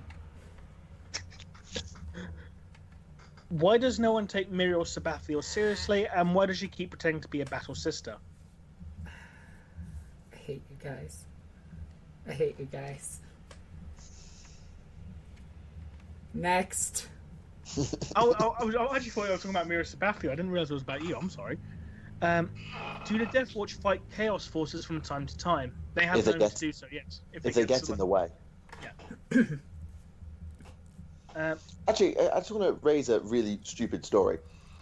I was looking at the Soul Drinkers, and there was a world which was being overtaken by a Dark Eldar and Slanesh alliance, with the eventual plan of the Dark Eldar to convert it to a demon world. Was this the same story that had Lilith Hesperix as a champion of Slanesh? No, this was part of the Soul Drinkers novel series from a while ago, before Lilith Hesperix, I think, maybe even existed. Because Lilith has been around since 3rd edition. Okay, it's not before Lilith Hesperix even existed then. But it's been... I don't know exactly when it's from or which book it's from, but it is canon. Because... let me go back. Oh no, I've closed that tab since. Let me go back and see if I can check the source. You carry on. Okay. Next question in that regard. Why does Papa Smurf have an issue with the Primaris Marines, as he was the one who commissioned them? They are tools and nothing more. Okay. Who are your favourite non-Primarch Horus Heresy characters? Fucking needs citation. God, everything here is needs citation. God damn you. What was that? What was that chick that slapped Angron? Lotara Saren. My wife. Her. I love her. She slapped Angron. Yeah, Or she's literally the only human to Gilliman's get mom. those. Because Gilliman's mom slapped Gilliman in front of the entire Legion.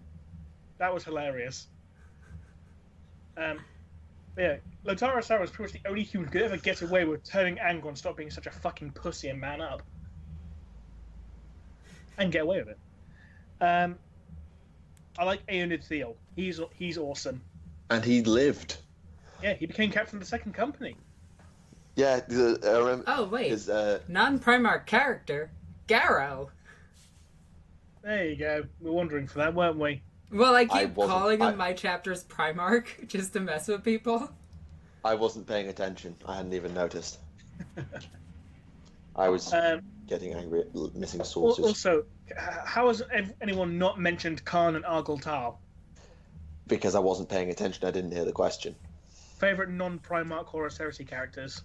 Yeah, Argel Tal is pretty badass. Khan had the chance, kind of like Fulgrim, to redeem himself. He was given the chance on Prospero by a 1,000 Sun Sorcerer Captain, and he didn't take it. So yeah, he beat I the lost. shit out of Erebus, though. Yeah, for killing Argel Tal, I agree.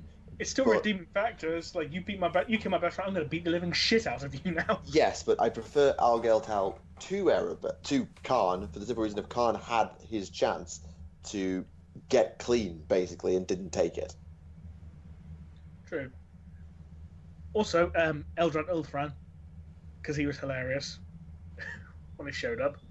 Multiple times he showed up as well during the Horus Heresy, which was quite interesting.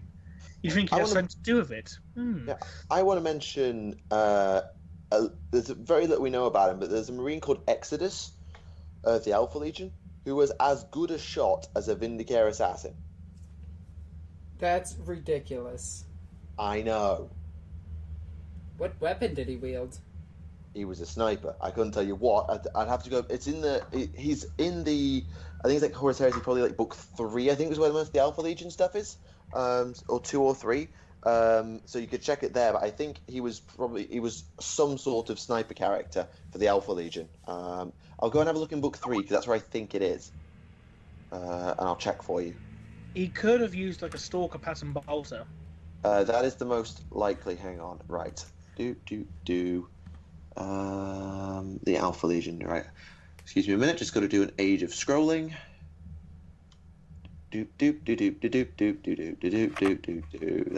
the Iron Warriors. Here we go. Alpha Legion.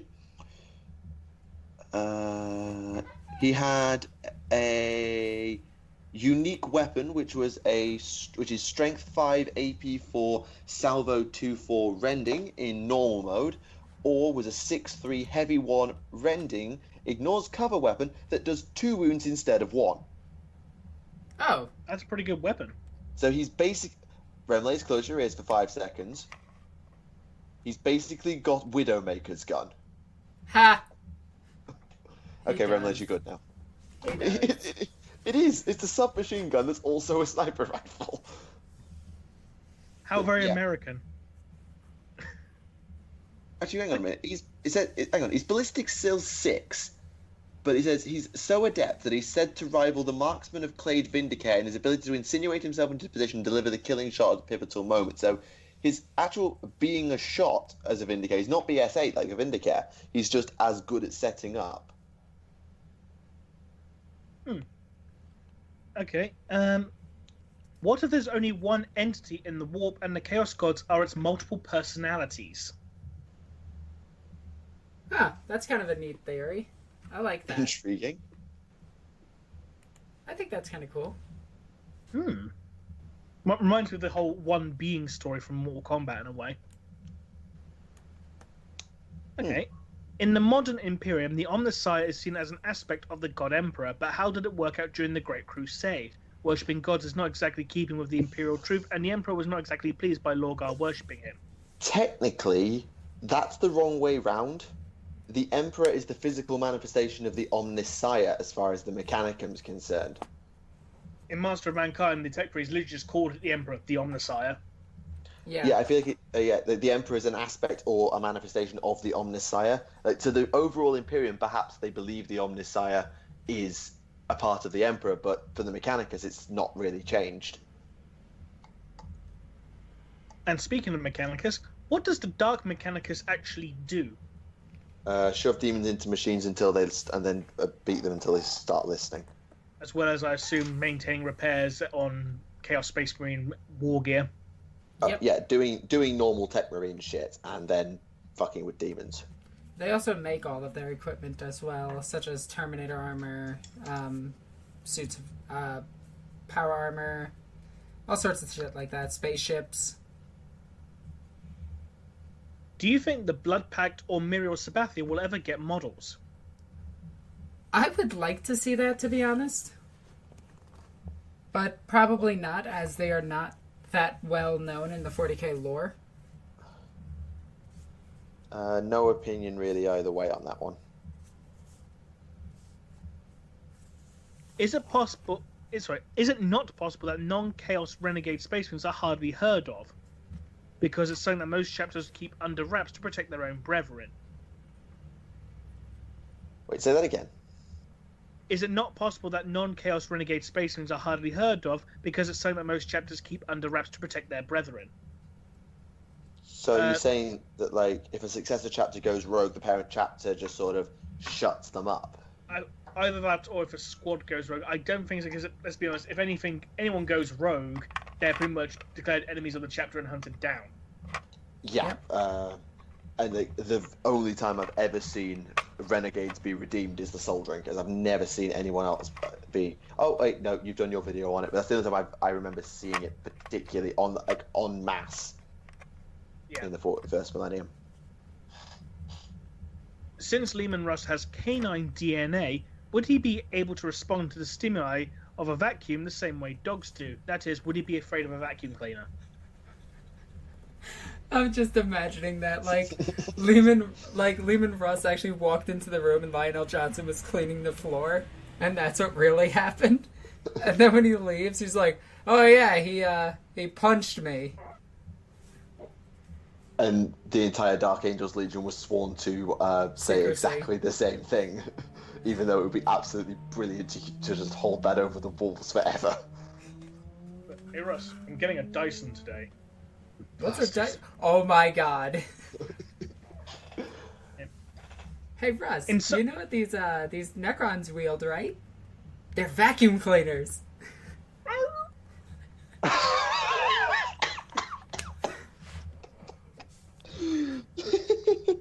Actually, hang on a minute. If it triggers Russ, why doesn't it trigger the entire Space Wolves Legion? Just for the record.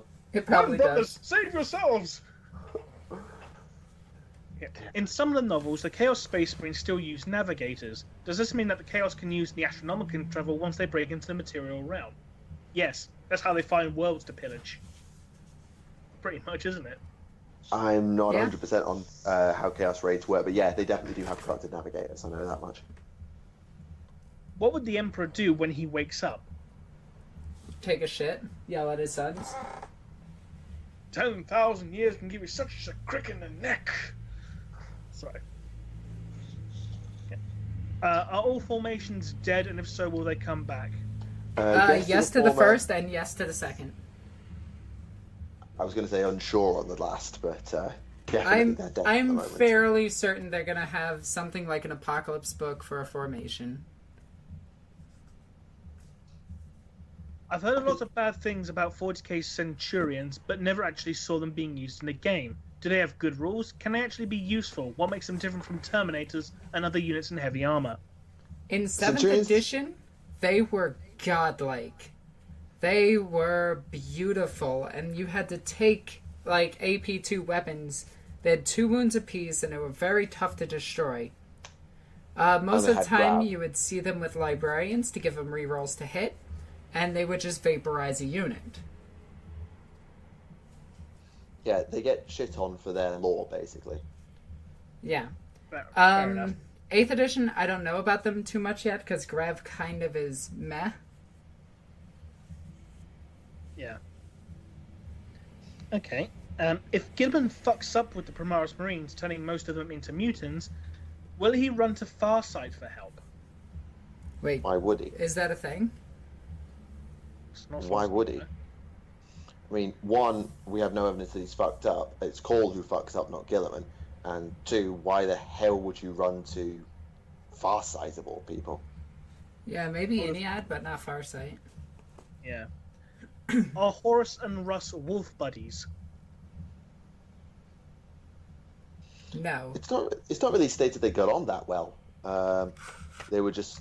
I don't think Russ and Horus particularly didn't get on, but they weren't exactly buddy-buddy from as far as I know. And when Horus was ascended to War Master, Russ was like, well, I guess Dad's finally playing favourites officially now. When a Chaos Worshipper ascends to demonhood, can he or she choose their own form and appearance, or is it something that patron god, or gods if it's undivided, decides? It's kind of just a luck of the draw thing. As far as I'm aware, it's at the whim of the god, because, like, some people, like, we've seen Angron was ascended against his will, so he'll have had no say. And Magnus might well have been ascended sort of against his will. We don't know. Embraced, obviously. Yeah, whereas and someone like Fulgrim may well have planned it. So it's hard to know. It might vary from case to case. I think Fulgrim's form was done as a form of irony because he's now basically turned into a giant lair, and that's where he's corrupted. Yeah, but is that irony on his part or irony on Slaaneish's part? Because on Slaaneish's part, because the lair were a Slaanesh worshipping race. But you can also say the lair claimed themselves. Actually, yeah, it's more likely to be irony on Slaaneish's part. But Fulgrim may have come round to Slaaneish's way of thinking that the lair thought they were perfect, and so he may have chosen that as his new form. I think it is pretty much case by case, but it's more likely that the gods have the final say. Yeah, because I can't exactly imagine Magnus taking the horn tits willingly. Lying down. That whole conversation just happened. Most of the conversation was pretty normal. In fairness. Yeah, horn tits, laying down. Sure. Could Gork and Mork defeat Khorne? Maybe? That, again, depends on whether the gods can ever be truly defeated and killed. I mean, we saw, actually, the Eldar ones died, so... In theory, if the Orcs were strong enough... Wait a minute. That would... I know they'll never do it, but run with me on this for a second. Armageddon. The entire World Eaters Legion, led by Demon Angron, gets smashed by Ghazghkull and Yarrick and the Imperium. Gilliman turns up with having learned Angron's true name from the Emperor, strikes him down with help, powering up Gorkamork and basically unleashing a mini Ragnarok across the sectors to the point that Gorkamork can hit Khorne in the face and crack the Brass Citadel. Won't happen, but it would be fucking hilarious. That would be fucking hilarious. I can actually see that happening, in fairness. Do the traitor Primarchs ever engage in non-violent interactions? I've always entertained the thought of Fulgrim inviting everyone over for some Super Smash Brothers. That would be amazing. They're capable of being civil with others. For example, Angron was able to make a deal with Abaddon, and Fulgrim made a deal with Abaddon, and we know Pert made a deal with Abaddon for the 10th Black Crusade. So they can be civil. Whether they can be civil with each other, not so clear. Because I somehow imagine that particularly Magnus and Mortarion and Fulgrim and Angron are not going to get on too well because patron gods. Okay, question for Alexis. Ooh, I like these. What sort of sadistic bastard brings a knight to a casual game? I brought 3 to a casual game. Fuck you. If we get a Chaos Tau, what god would they worship, or would a new one be born? A new one wouldn't be born. Their warp signature isn't powerful enough. Mala, because it's not canon. I would probably argue that it depends on who takes the interest, because if they've got a psychic potential, I can see Tzeentch really going all in and fucking with it. Whereas their martial pride appeals to Khorne, and their sense, admittedly they don't engage in close combat, so it would be harder. But Khorne also does respect honor as much as anything else. Slaanesh I find unlikely. I don't know. They try to perfect their battle suits and battle techniques. Yeah, they do, but they're not very deviant from said tactics. They're not very flexible either. They're also very strict when it comes to their society as well, aren't they? Yeah, their that's society. pride. It's basically communism. Yeah. But that's not. Yeah, Nurgle's the least likely, but then again, when you see it with the Death Guard, it doesn't require much for Nurgle to get his grip on a group. It just takes one individual to trap them. So Nurgle can screw them over. So I think Tzeentch is the most likely, followed by Khorne, then Slaanesh, then Nurgle. Will GW ever release a new badass Sanguinor model as the next best thing to bringing back Sanguinius? More than likely, they'd release said model as bringing back Sanguinius, much to my annoyance. I mean, what other Angel model has been made in 40k that could possibly replace Sanguinius? That's a Saint Celestine reference, isn't it? Yeah, it is. And it turns out it's going to be Lord Solon Macharius again. We do need another Macarius equivalent type character. Someone who is he's not had a model since 3rd edition, has he? So I'm not talking about bringing him back into the rules. I'm saying if you're going to move the plot forward, get a new equivalent to Macarius. Find a new genius general. He had clones. Did he? There was the Ghost Novel said that Macarius had multiple clones made. Then where the fuck are they? And one of them was female somehow. What? That defeats the point of clones. Just go with it. Just go with it. Just go with it. Okay. If humans or a certain human, Kaldor Drago, were to rescue Isha from Nurgle, whether through mass deception or with help from the other Chaos Gods while using the Emperor's sword to distract Nurgle or Drago ex machina, would she become a warp god in favour of humanity since she actually cares about humans and not just the Eldar? The fact that Innate exists now and is giving the Eldar a fair shot at redemption and survival means she's more likely to ally herself with Innate. But having humans as a very useful ally, it may be useful to have. And then realistically, the most thing each you can do is basically do what the God Emperor would do, and basically just watch over them to keep their illusion of the Emperor alive whilst manipulating them to serve the Eldar's goals for the purposes of Innate, I reckon.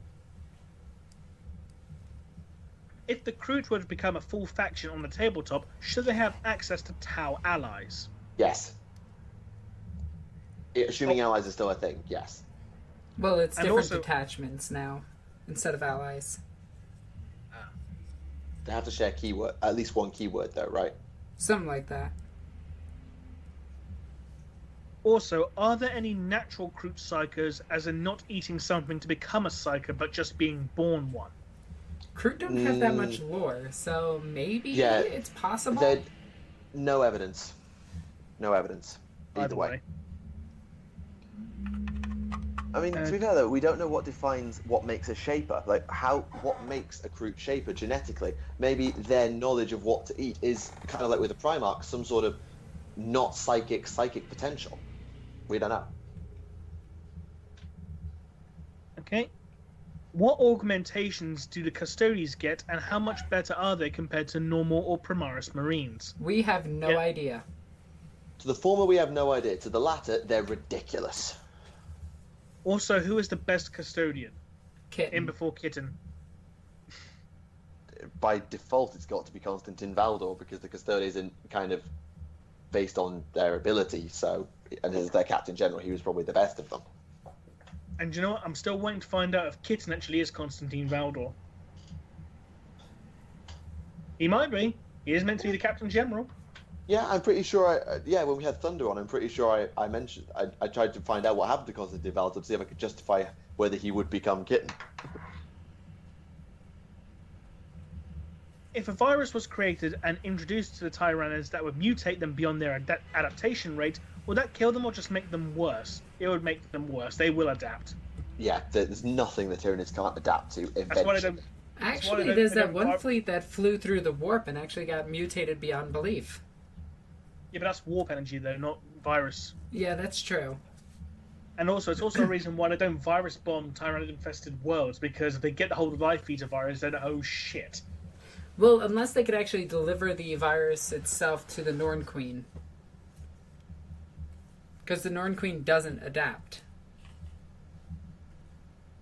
Okay, Next question: what's more likely to be canon, Chaos Orcs or Genestealer Orcs? Both are canon. Yeah, both are canon.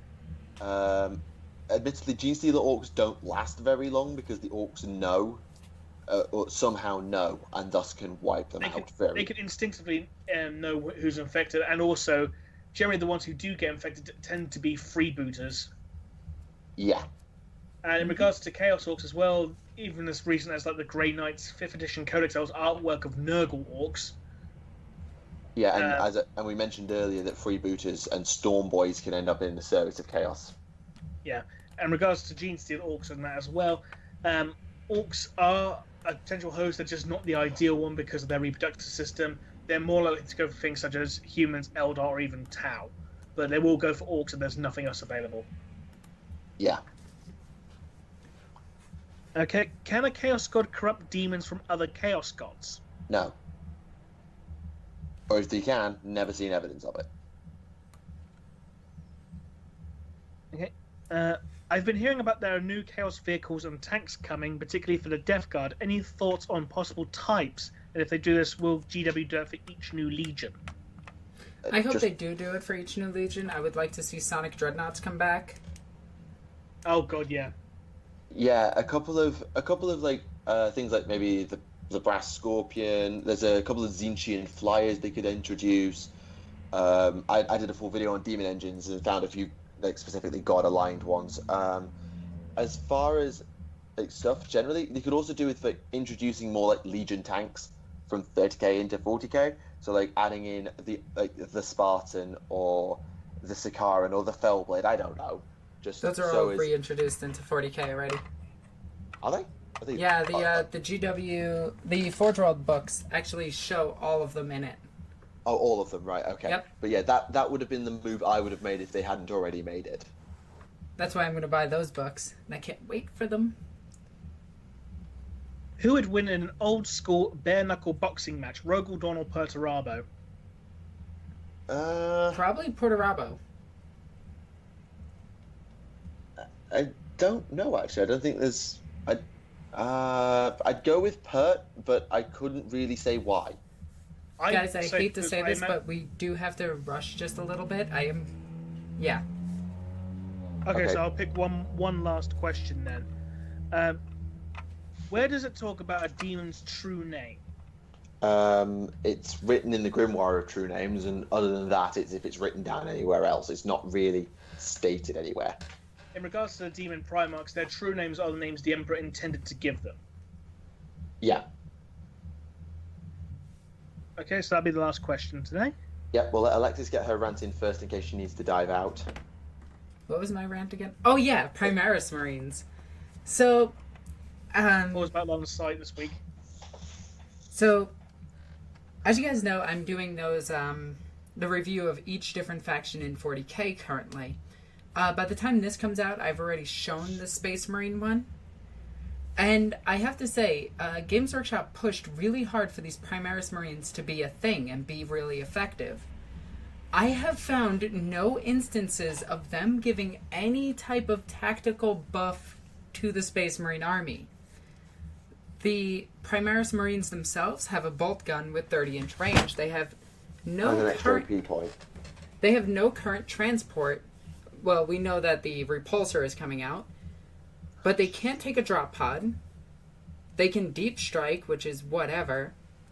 And overall, I'm not impressed with them. The 30-inch bolt gun is kind of whatever, the bolt rifle. Yeah, but from what I experienced when I played my game of 8th, whenever the guy picked the bolter squad, they were practically useless. Yep. Really? Compared to a Space Marine tactical squad, which has more flexibility, i.e. it can take 3 melta-guns. No, it can't anymore. It has to take a melta-gun, a multi-melta, and a combi melta. Which is basically 2 melta-guns and a multi-melta, yeah. Yeah.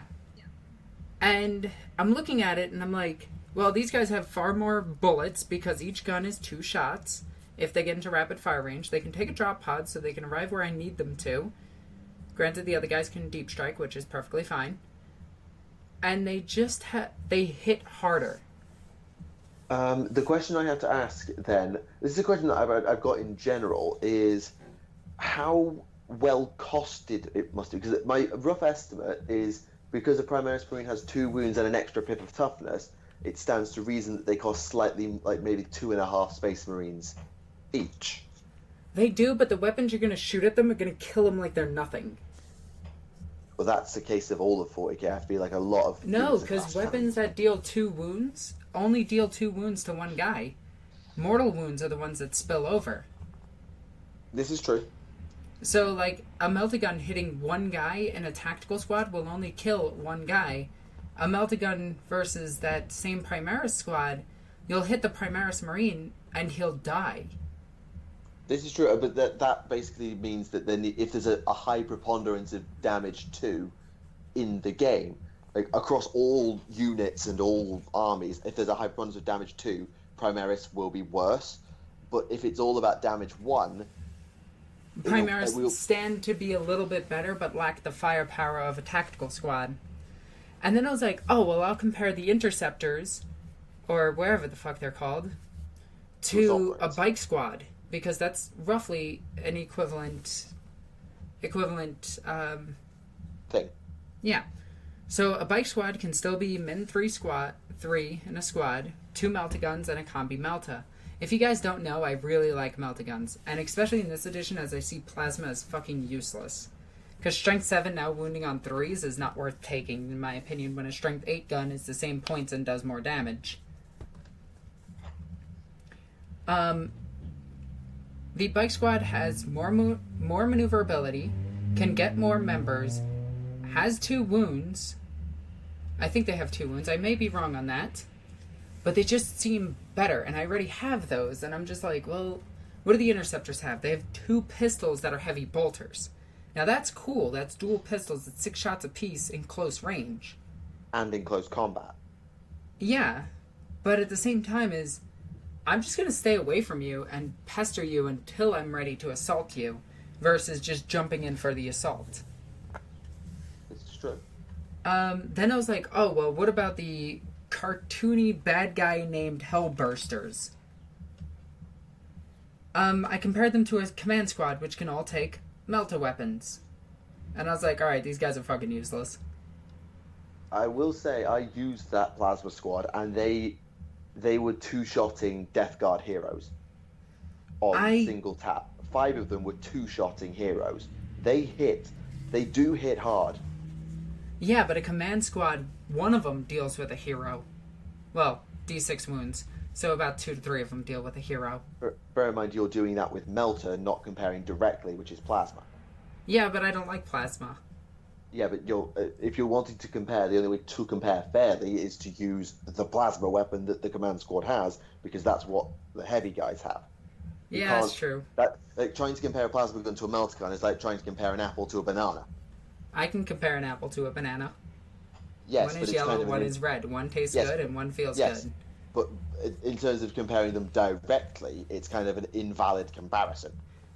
Actually, an apple and banana is kind of about like comparing an apple to a flipped block of cheese. It's like I like both. It's not maybe, but it's not a valid direct comparison because no, I get you.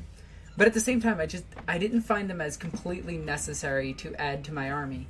I saw them as more of meh. They're almost Terminators. I could take Terminators, or meh. I'll just take a tactical squad. And for the most part, I min squads anyway to take advantage of command points, which is actually a bad thing, and I need to fix that. I need to take max squads. Max squads are a little bit better this edition. Yeah, not to ask like an idiot, but they live in troops, don't they? They live in troops, the Primaris Marines, not elites. I'm not sure. I'd have to check that. Yeah. I could check it in a little bit, but that was my rant. I don't feel that they're needed in the army, and they don't fill any tactical role that isn't already filled, and that's why I love the Space Marines so much over every other army, is because they have that tactical flexibility. I just feel like the Primaris Marines don't add to it. Yeah, but the argument that you have to make there is if they made the Primaris objectively better than a tactical squad, and you could do that by your comparison. Okay, but if you make them absolutely ridiculous to the point of like they're just better than a tactical squad in every which way, then well, not better, just slightly better. Yeah, but in a world like ours, where the meta is defined by tiny percentage points of every last piece of value, if they made Primaris objectively better, even by a tiny bit, then it kind of means that, well, people will just not use tactical squads. They need to make sure that both people who want to create a full chapter of Primaris based on the new fluff, or a mixed chapter based on the new fluff, or an old chapter based on the old fluff that didn't take Primaris, are all relatively the same power level. They had to make sure that Primaris were not just better. There's no reason to include them. It's my problem. As an old Space Marine player, you might say that, but as a new player coming in, you have the choice. You can take either option. I think that is maybe what they wanted. It's like, for the new people who buy Primaris, they can continue on that route. For the old people, they don't have to invest in Primaris to make their army good again.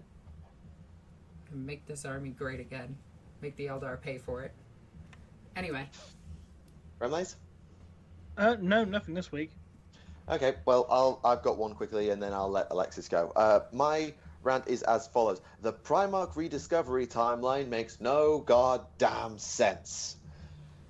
Okay, so I went looking to find when Lionel Johnson was found, because I wanted to get a date relative to a battle that may or may not have happened on his watch. It's hard to know. So I went looking on the rediscovery timeline that Laurie Golding put on a forum that he said is what they use at Forge World and Let Library and stuff as the canon timeline. And it puts him somewhere between Mortarion and Khan, I think. So I went looking and I compared that to the dated timeline that Lexicanum has, which has all the dates fully relevant to when every single battle they could find took place, and when the Primarchs were turned up if they had dates as well. And let me bloody well tell you, nothing adds up. They don't line up. One says Magnus was found at number 8, and the other one has him at number 15, or something like that. I forget the exact numbers. And some of the battles they just don't match up. So either the post Laurie Golding put up is out of date and wrong, which is extremely frustrating and needs to be retconned as fast as possible to stop confusing people, or the timeline is all manner of fucked up somehow, which I find extremely unlikely because Forge World is meticulous about these things. Do you know what I find quite funny as well? Laurie Golding's views on things like Dawn of War is like, people should stop treating a video game as canon. It's like, hey, Laurie, if Dawn of War is not canon, why is Gabriel Angelos getting a Forge World model? Yeah. So basically, the Primarch rediscovery timeline we think we know is probably wrong. And that's extremely annoying. Yeah. That's much. And if there's nothing else to add? No, that's it. I'm good. In that case, ladies and gentlemen, that is the end of the 20th episode of Adeptus Podcastus, the last one for 7th edition. I suppose it'd be only right. Do we have any last words for 7th edition before we leave it behind? Fuck off. Yeah, fuck 7th edition. It was way too broken. Yeah, I've had a video come out on Monday giving my final thoughts on 7th, so if you want to see it in depth, go watch that. But basically, you did better than 6th, but I'm kind of glad for the change, I think is how I'm going to sum it up. And also, your lore was fucking messy. And the rules. Yeah. And yeah, everything. let's not get into that. That's a rant for another day. And yet 30k is keeping it. Anyway, that is the end of today's video. I do hope you have enjoyed it. It's been a really interesting one. We've had a lot of interesting questions, and if you do want to get involved in our comments Q&A, please feel to let us know in the comments. Leave your question with the word question in it so as we can find it next time. And I suppose we'll see you all in 8th edition. Until next time, this is Michael from Tactica Imperialis. This is Remleiz from 40k Theories. I'm Alexis. Love me. And we'll see you all next time. Thank you very much, and goodbye.